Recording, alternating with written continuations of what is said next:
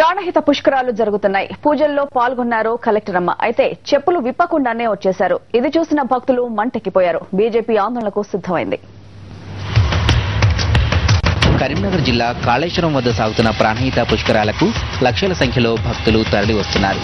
దీన్ని state festival గా ప్రకటించింది రాష్ట్ర ప్రభుత్వం. జిల్లాకు చెందిన మంత్రి శ్రీధర్ బాబు ప్రాణహిత నదికి పడవలో వెళ్లి పూజలు జరిపారు. ఈ కార్యక్రమంలో జిల్లా కలెక్టర్ జిడి అరుణ కూడా పాల్గొన్నారు.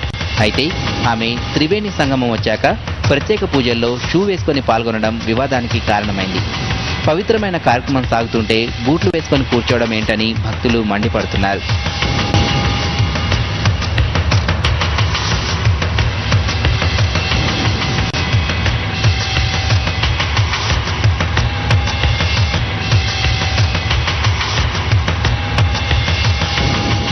పవిత్రమైన ఉత్సవాలు జరుగుతున్నాయన్న విషయాన్ని మర్చిపోయి ఇలా భక్తుల మనోభావాలు దెబ్బతినేలా ప్రవర్తించారంటూ ఇటు బీజేపీ మండిపడుతోంది.